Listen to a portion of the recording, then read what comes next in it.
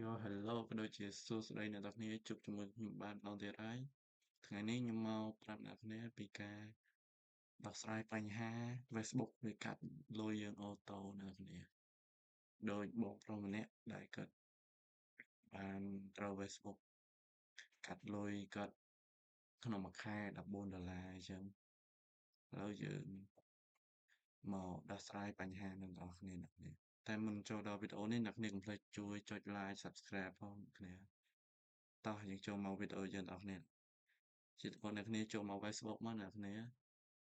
គ្នាជ្រើ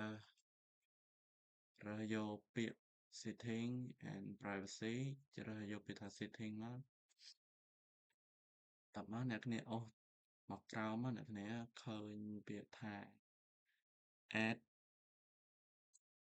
add payment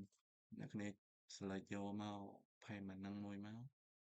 អ្នកនរគ្នាច្បាស់ឃើញតែបើអ្នកនរគ្នាមានលេខតែនេះប្រហែលនេះហ្នឹងអ្នកនរគ្នាជាពាក់លុយ Facebook ហើយនេះដូចជាខ្ញុំនេះខ្ញុំចាយលើហ្នឹង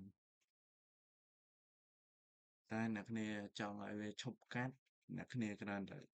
មើលមកកន្លែងនេះមកអ្នកនរគ្នា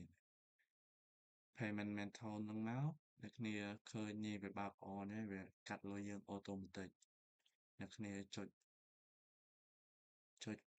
ពាក្យថានេះ remove កាតយើងចេញពី Facebook យើងមកនេះ remove ចុចបកមកហើយចុច turn off ad អ្នកចុចតែប៉ុណ្្នឹងមកអ្នកគ្នាចាំឲ្យវាដើរអស់អ្នកគ្នាចុច remove ប៉ាប់ចុច remove ប៉ុណ្្នឹងមកវានឹងឈប់កាត់លុយយើងអ្នកគ្នាចុច done មកទៀតនៃកាតយើងវានឹងបាត់ទៅវិញហើយអ្នកគ្នាហើយទោះបីយើងចាក់ពាក់លុយ Facebook តែកាតយើងអត់មានអញ្ចឹងក៏វាអត់កាត់លុយយើងអត់កើតដែរអ្នកគ្នា